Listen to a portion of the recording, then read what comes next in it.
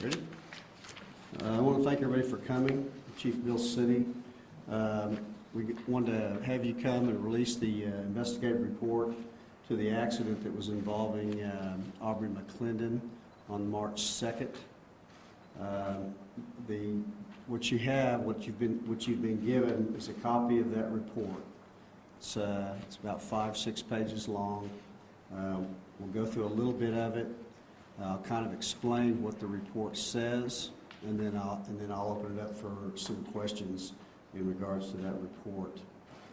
As I said before, this was investigated on March 2nd, shortly after 10 o'clock that morning on March 2nd. Our investigators found and identified Aubrey McClendon. He was positively identified through his dental records by the medical examiner several days after the accident. If you look at the report, I think the ones that are you'd be most interested in are probably page 4 and 5. Page 4 is kind of going to give you a narrative of what the investigators has said happened exactly, and kind of give you some feet measurements, lists the cause of the accident, really was speed, excessive speed. I think the speed limit on that stretch of road is 50 miles per hour. I'll tell you, jumping ahead a little bit, that the point of impact, they've estimated at 78 miles per hour at the point of impact when his vehicle hit the bridge. The vehicle was traveling, Aubrey McClendon's vehicle was traveling northbound on Midwest Boulevard, north from 122nd. We have the crash data retrieval box from the vehicle. It was intact, so they were able to get some information off of that. It basically shows 3 different things. That data box shows speed. It shows speed 5 seconds prior to the actual crash, and it showed a speed of about 88 miles per hour, 5 seconds before the crash. It shows that he went left of center, approximately 189 feet. He would start to go left of center at about 189 feet prior to that point of impact on that bridge. That'd be about 60, a little over 60 yards, 63 yards, which gives me a better reference usually. The speed, he maintained that speed. The data retrieval box showed that he maintained that speed of approximately 88, maximum of 89, between that 189 feet of crossing the center line to the point of impact. It also shows that he tapped his brakes, touched his brakes several times at some point between that 189 feet and point of impact. Now, when I say that, and you look at your diagram, it also shows track marks on your diagram. Those track marks are not skid marks. Those track marks are what you and I would not be able to normally see or detect, but a trained investigator, traffic investigator can.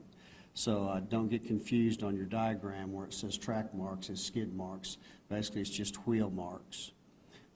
At some point, though, between that time of 189 feet of crossing the center line and actually hitting the wall, he did brake several times, tapped his brakes several times. It was not, the box shows that he taps his brakes, but it's not enough to really consider breakage.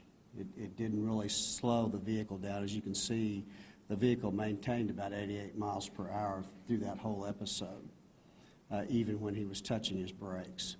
He had a total of 3 wheels that eventually left the roadway as he went left before hitting impact, and then he actually completely let off the brake or didn't touch the brake about 31 feet prior to impacting the wall. So, you know, that box showed the speed. It showed he wasn't wearing his seatbelt. It shows that speed at 5 seconds out, ranging again from 88 miles per hour to the point of impact where it estimates at 78 miles per hour. Shows he wasn't wearing his seatbelt, and that's what that shows. Again, no significant skid marks, tire marks as he went left of center. There are also marks, obviously, when he left the roadway in the soft soil, which may have had a tendency to slow the vehicle down some also. I'll open it up to questions. Were the brakes functioning? Yes, as far as we know, they were functioning. Some people have alleged this might have been a suicide. Do you guys have anything that indicates that?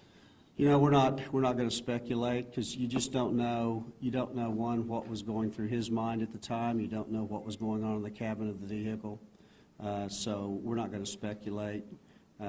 Basically, what you're getting today are the facts. There's a lot of things that could affect those things. You know, I mean, anything's possible. You don't rule it out, but we can't say it is either. So right now, the investigation is continuing. This is just part of the investigation. Right now, we have investigators that are going to be talking to people that trying to put the pieces together from maybe the night before till the time this happened to find out if there would have been any reason that he may have decided to take his own life. And then all that information will be handed over to the medical examiner's office, and the medical examiner will make that final determination. To be clear, the evidence that investigators saw, no real attempt at trying to break the vehicle before it hit the wall, right? There was no breakage. All I can say is there's no breakage. I mean, the actual data box shows that he touched his brakes. If you touch your brakes, your taillights are going to go on. Okay, but it does not show where there was actual hard depression of the brake where it actually would have caused the vehicle to slow. And that was indicated also in the speed. The speeds itself, the box shows that they didn't change till about 31 feet prior to impact, which would have been about a half a second. You know he was going fast 5 seconds before the crash, but is there any data that shows if he was speeding during his entire drive, or did he start speeding at that point? We don't have that. We do not have that information. We have what's off the data box. We have a witness that actually saw the crash, but really there's no information he could give as what the speed would be. He could reach those speeds. If he left 122nd, you're talking almost 3/4 of a mile before impact. So there was plenty of time to get up to that speed after leaving the intersection at 122nd. But you can't get that information from the data box to see if he was speeding during the whole drive that he set up? No, the data box will give you 5 seconds prior to impact. What would it indicate if someone tapped their brake? Why would somebody do that but not brake? Again, that's one of those questions I can't answer. You know, you just can't answer because we don't know what was going on in the cabin of that vehicle, you know, or what he was thinking or what was happening. The medical examiner stated preliminarily there doesn't appear to be any type of medical episode, but there's a lot of things that could happen in the cabin of the vehicle. So I'm not going to speculate on what that tapping of the brake means. It could mean a lot of different things. Is there any, the tire marks start a little bit higher up in the diagram from when his car first went left of center?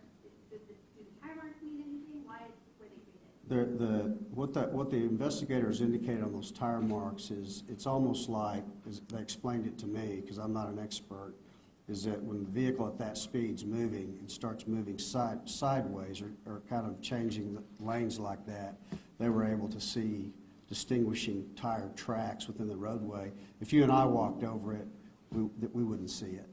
But to a trained investigator, they can see certain type of marks that would give an indication of what the path of that vehicle was. And that's what that is. Basically, those are tire marks that showed a path, no breakage, nothing like that showed any type of skids. So it's just because the tires now are moving in a different direction than the marks? That would be correct. Is there any indication he was on a cell phone? Again, we don't know what was going on in there. I know the investigators will pull all that information and look and see, try to get cell phone records and things, but at this point we just don't have that.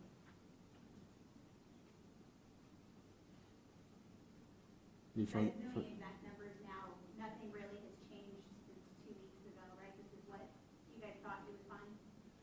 Well, I mean, the details of how fast he was going, those types of things, yeah, I mean, those things have changed. You don't know those things until after you are able to pull that data and do your measurements. They do about 3 different types of tests to try to determine the speed, and all those tests were consistent with what the data box had recorded, you know, plus or minus a few miles per hour, but they were consistent. So, yeah, I mean, that's basically all we have. We can't tell you, you know, what the future investigation will hold, and the information that we would actually present to the medical examiner's office. But at some point, we will have that. Does the black box give any readings or recordings on steering or turns of the steering wheel? It does not.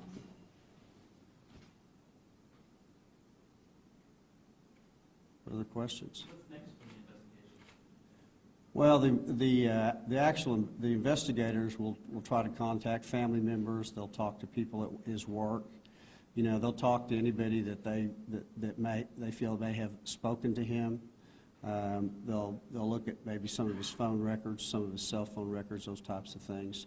Try to determine who he might have talked to, or if he was talking to somebody while he was in the vehicle, those types of things. They'll just try to run all those leads down. The bottom line is it's just trying to get information from people that were around Mr. McClendon the night before and maybe the day of.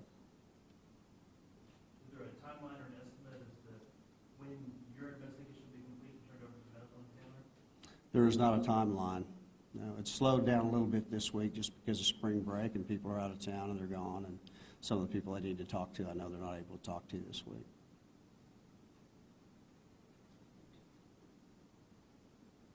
Other questions? Okay, that's it. I appreciate it very much. Thank you.